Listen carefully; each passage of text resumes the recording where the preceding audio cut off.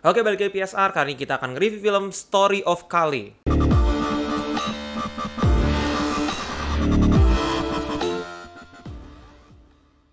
Story of Kale ini merupakan prequel spin-off dari NKCTHI, film yang berfokus kepada karakter si Kale. Jadi di NKCTHI itu ada satu supporting karakter yang namanya Kale yang diperankan oleh Ardhito Pramono.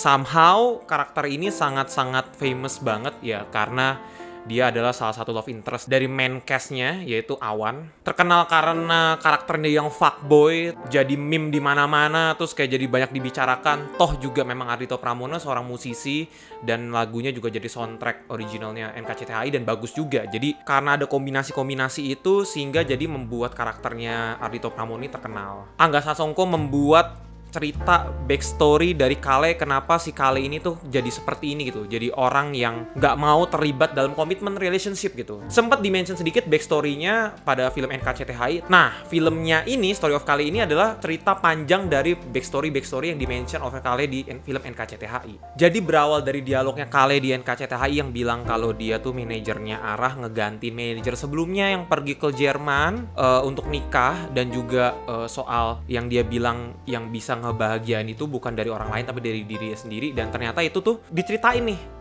di film Story of Kale. Jadi film Story of Kale ini di syuting pada saat pandemik, sehingga ngebuat filmnya berdurasi 70 menit ya. Jadi filmnya pun produksinya mungkin karena pandemik ya, jadi skalanya skala kecil gitu. Jadi kalau diperhatiin semua settingnya itu memang di tempat-tempat tertutup gitu, nggak ada tempat-tempat yang memang terbuka. Kalaupun terbuka juga nggak banyak orang. Kayak misalkan di openingnya kan ada tempat di stage gitu kan, stage terbuka gitu. Itu juga nggak banyak orang gitu loh.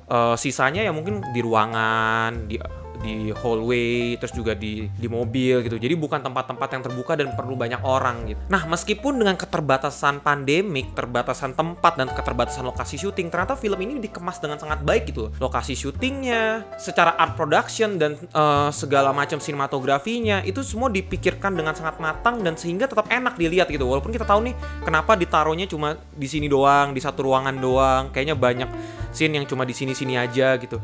Sengaja, tapi tetap enak dilihatnya gitu, nggak maksain gitu, nggak terkesan pretensius. Meanwhile, dengan cast yang terbatas juga, as far I know, castnya tuh cuma ada 3, si Kale, Ardhito Pramono, Dinda, si Aurelio Romance, terus pacarnya Dinda yang pertama yaitu si Argo. Abis itu sisanya band Arah gitu, yang dimanajerin gitu, supporting karakter juga. Sisanya udah figuran-figuran aja yang ternyata nggak juga banyak muncul gitu.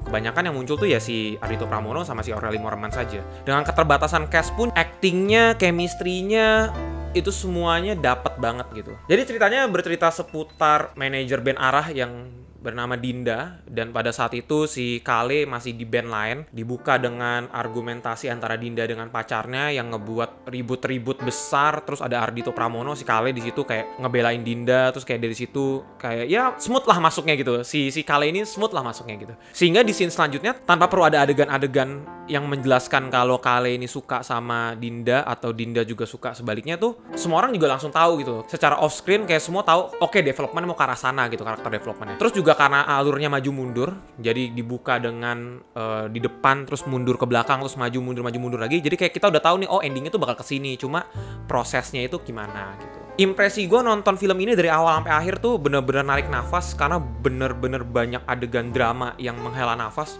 banyak gontok-gontokannya, banyak emosinya. Kayaknya sepanjang cerita tuh banyak berantem yang bikin narik nafas dan hela nafas. Jadi benar-benar nguras emosi banget lah nonton film ini gitu.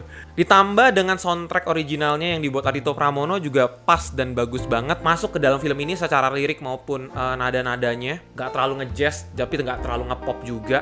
Menurut gue sih yang bagus dari film itu scriptingnya ya. Jadi meskipun dengan cuma dialog lempar dialog aja, tapi kita tuh bisa kebawa masuk emosinya setiap antar karakternya, karena memang dari segi scriptingnya tuh bagus gitu loh. Dan kalau kalian nonton ini, kalian jadi ngerti nih kenapa Kale begini, kenapa si Dinda begini. Jadi nggak bisa salah-salahin karakter ini yang salah, karakter itu yang salah, karena setiap karakter ini punya background yang ngebuat mereka tuh jadi punya prinsip seperti ini, punya pandangan seperti ini gitu. Misalkan Kale dengan latar belakang keluarganya yang ninggalin dia pada saat kecil, sedangkan latar belakang Dinda yang broken home, yang dimana bokapnya itu selalu nyiksa diperkosa nyokapnya dan nyokapnya ngerasa kayak masih bisa berubah kok. Yang akhirnya latar belakang mereka masing-masing ngebentuk toxic relationship yang mereka percaya gitu. Bahkan ketika mereka jadian pun akhirnya juga cuma muter-muter di toxic relationship gitu. Di sini kita belajar moral value-nya ya. Kalau memang masa lalunya kalian belum bisa damai ya kalian akan cuma berada di seputar relationship yang toxic aja gitu-gitu terus lah. Jadi after nonton ini gue ngerasa gue nggak bisa nyalahin Kale, gue nggak bisa nyalahin Dinda, gue nggak bisa nyalahin Kale yang setelah pasca putus dengan Dinda yang di NKCTHI, karena semuanya make sense gitu.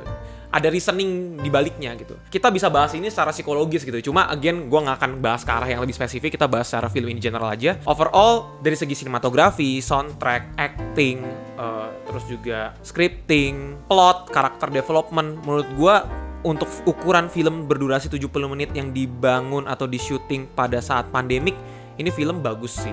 Menurut gue bahkan lebih bagus daripada film NKCTHI-nya yang dasar utama dari filmnya itu. Dan gue berharap setelah film ini dibilang sukses dan cuma seharga 10.000 juga ya di bioskoponline.com ya. Jadi menurut gue reasonable banget harganya. Akan dibuat lagi nih film-film dari karakter NKCTHI yang lain. Dan gue expect sih Aurora akan dibuat filmnya. Karena memang karakter Aurora sangat-sangat menarik untuk dieksplor lagi lebih jauh. Latar belakangnya maupun setelah NKCTHI gimana sih karakter ini gitu. Terakhir mungkin yang perlu special mention di sini Ardhito Pramono menang banyak ya. Karena di tengah-tengah kita ngelihat satu adegan lagi yang dilakukan Ardhito Pramono yang diidam-idamkan oleh banyak laki-laki. Kalau dulu dia cipokan sama Awan, kalau sekarang dia cipokan sama Aureli Mauremans. Jadi bener-bener Ardhito tuh menang banyak ya di sini. Oke, nilai untuk Story of Kale adalah 8,5/10. Thank you udah nonton, biasa komen dan subscribe. Jangan lupa beli official merchandise-nya PSR, masih ada sisa sedikit lagi untuk dihabiskan. Akhir kata, play it, don't stop, just rewards. Cut!